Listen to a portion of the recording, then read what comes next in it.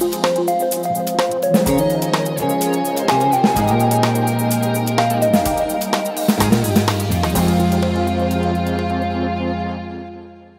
well, today we're starting Behind the Headlines with some breaking news having to do with the resignation of Paly principal Kim Diorio.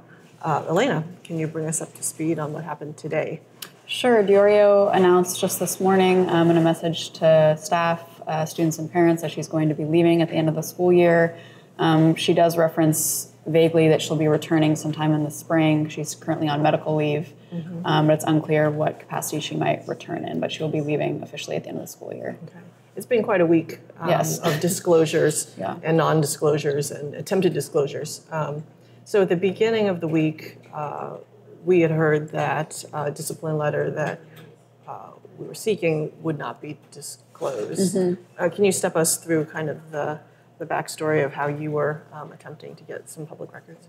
Sure. Well, we filed 3 Public Records Act requests since last June for discipline relating to a case I think everyone's pretty familiar with now of a reported sexual assault at Paly in 2016. We did not get any responsive documents for Paly administrators or any indication from the district that those documents existed until our most recent request in February, and then found out that there were discipline records for Diorio and also Kathy Lawrence, who's now the principal at Gunn, and was an assistant principal at the time at Paly. Lawrence did not object to the release of her letter, so we got that first, and we understood from the district that Diorio's lawyer was objecting to the release of her letter, sort of that it would violate her privacy interests, and they said that the public disclosure, basically the public's interest in seeing it was not valued over her privacy interests. In seeking the records, you didn't specify that these would be discipline letters particularly involved in the sexual assault. No, we case. didn't. I mean, that's what we were seeking, but we made a broad request and for I think 7 or 8 administrators, both at Paly and at the district. So this is what came back. And then, so the district gave Diorio time to file a court injunction to block the release of the records if she wished. And then sort of suddenly on Wednesday night, she released the letter herself in her own response to Paly student media outlets, and they posted those online on Wednesday night. There's been a lot of conjecture about the medical leave, I think, when she first went on it, whether that was a prelude to anything more significant in terms of her trajectory with the district. She herself replaced Paly principal Phil Winston. He also went on medical leave, I believe. And I wasn't actually the education reporter at the time, but so he, from our past coverage, he announced also health reasons that he was going to leave at the end of the school year. He was reassigned, I think, to Jordan in a classroom, and then later the district came to an agreement with him and paid him to leave. How much pressure do you think the school board, if any, is putting on, has put on Diorio? What role do you think the school board has played? Because they've had a number of closed sessions. Yes, I think, I should have gone back and counted, but the number of closed sessions, agendas that where they just mark sort of items of what they're going to discuss. So you don't know the actual details, especially for personnel issues, but marked with, discussing performance of administrators, and then it would say, something like 5 administrators, and that was pretty consistent, and I think that was the number of Paly administrators involved in responding to this case last year or the year before. So that's been on our closed agenda session many, many times, and it also happened almost immediately after the case was reported last spring publicly. The same thing sort of happened with former Superintendent Max McGee, where there were a number of closed session evaluations, and then he announced that he was going to leave, and that was last fall. Yeah. These closed sessions, did they take place most recently, like January and February, or you said that they started sort of last summer, but were they? Yeah, I think as recently as their last meeting, and the board's meeting on Tuesday, so they haven't released that packet yet. Okay. So just tracing Diorio's career here, she actually started as a counselor in 2005, I believe, for a couple of years at JLS and Gunn, and then moved into the assistant principal position from 2007 to 2013. What did she specify in her letter today that she and her team have been able to accomplish? Yeah, she had a long list of accomplishments that fall into the district's sort of top tier goals. A lot about sort of wellness. She is often credited, especially by staff, with ending this practice of streaking at Paly, which a lot of people described as creating a hostile environment. This was student streaking on campus. Like it was ramping up before she took over. Many teachers came out to speak in her support at a board meeting this fall when there was a law firm presenting their report on how the sexual assault case was handled. And like almost every staff member mentioned her ending of the streaking as, really indicating a culture shift at Paly, and that being really important to them. She mentioned, different equity efforts at Paly for supporting, low-income and minority students, co-teaching partnerships to increase sort of inclusivity for students with disabilities, many other, professional learning. They have a lot of innovative student programs at Paly, like the Social Justice Pathway. They've opened the Media Arts Center, the new Performing Arts Center. So there's a lot that's happened under her tenure in the last few years. Yeah. You briefly mentioned the law firm's report, so that's Cozen O'Connor. Yes. I read her rebuttal, and I know that there was a lot of kind of back and forth, point-to-point references in the rebuttal to what was in the reprimand letter from Ann Brown, who's the interim HR director. It's interesting. We don't want to get into the weeds of that. People can definitely read both the report and the reprimand letter. But it's interesting that Diorio was putting a lot of the blame on the district, referencing the report saying that the district was supposed to be doing various things. What's your take kind of on that, how well it matched between her rebuttal and Brown's citation of the report and the report itself? I think, she has a point that I was looking back at the meeting when the Cozen lawyers presented their report and their findings in this case, and they did say that the district was in a practice of not offering a UCP, which is the complaint procedure to people who have experienced unlawful discrimination, and any reports of sexual violence are handled under the UCP. So the lawyers said the district was in a practice of not offering the UCP and having it handled at the site level. And so, and their report really illustrates a picture of administrators, including Diorio and Vicki Kim, raising this to the level of the Title IX coordinator and sort of being shut down. And that had happened to Kim Diorio in another misconduct case with the former Paly English teacher, Kevin Sharp, who had an inappropriate consensual relationship with a former student, and Kim repeatedly wanted to put him on leave and raised issues. Diorio? Diorio, sorry, not Vicki Kim. Raised to the district office, concerns about him and wanting to put him on leave, and that, nothing ever came of that.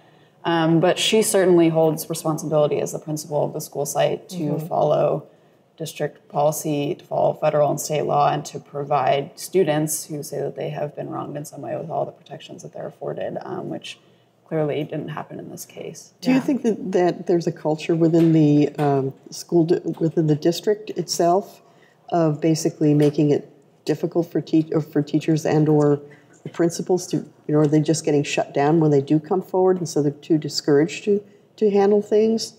I mean, how do you?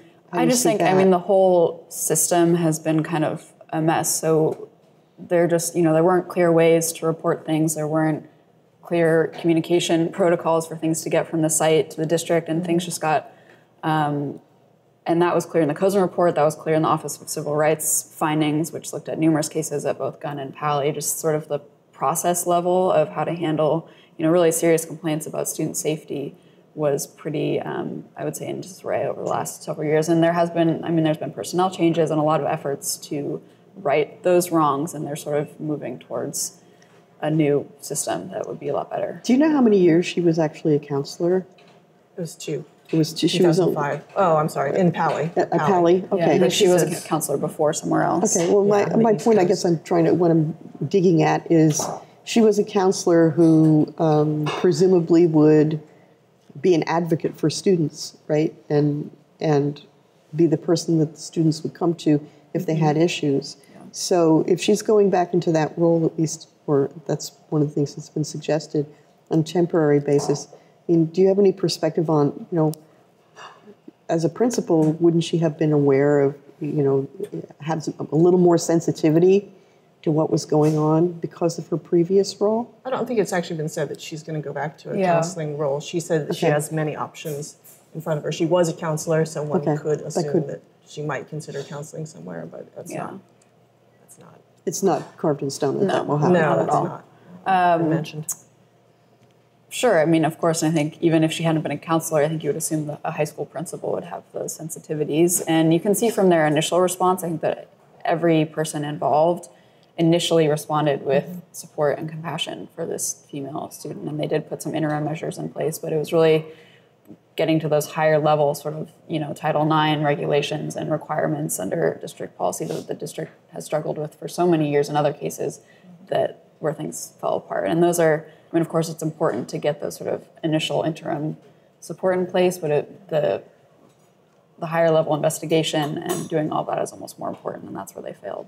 Yeah, I think the district's been under examination by the Office for Civil Rights for a number of years, and some of the resolution agreements that have come out specify that the district should be offering trainings, what the district says it has been, and included in those trainings very specific, lists, and at least one of the points says, that instruction should be given about the Uniform Complaint Procedure, the UCP, that is the vehicle for responding to sexual violence complaints. So one could say, was there specific training in this instance?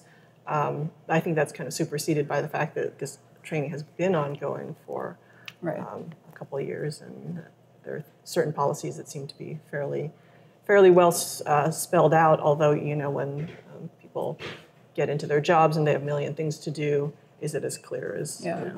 So what's the crux of the dysfunction then, if we're talking about the district? Why are they so unable to move things forward, not just on this, but on other issues? This has been brought up before, right? Certainly discrimination, there was all kinds of issues related to the handling of students with disabilities, so I don't really understand why they, especially in a school district like Palo Alto's, where, they have so many resources that this keeps happening. Yeah, that's a hard question to answer, and I think that although the spotlight is certainly on here, and there have been numerous examples of, dealing with sexual violence and also bullying, it's happening elsewhere, and the Title IX issues in particular really hit the college campuses early, and then are now sort of, I think, starting to trickle down to K through 12 campuses. So, which doesn't excuse anything. These laws have been in place forever, and policies have been in place forever. But I think K through 12 districts are really trying to figure out, and they're playing catch up in a way of figuring out how to handle these things and have the right procedures and people and capacity in place to respond appropriately. Yeah, and in her rebuttal, again, Kim Diorio was pointing fingers at the district, saying that those who were in charge, that would be Holly Wade, who's now left the district, and then a consulting attorney, who's also not working for the district right now. Yeah, Dora Dome. Yeah, that they gave bad advice. So again, Diorio says that she has a number of career options that she's looking at, and her letter said that she would be returning this spring. There's nothing specific about. No. So Paly's hired an interim principal for now. There's no clarity of whether or not she's returning as principal and he would be leaving, or if he's going to keep going. Yeah, it's unclear. And I called the interim superintendent as quickly this morning and didn't hear back from her before we came on the webcast about sort of what the time frame is for the acting principal. And she was kind of vague in her letter, so it's not clear what capacity she might return in this spring. So okay.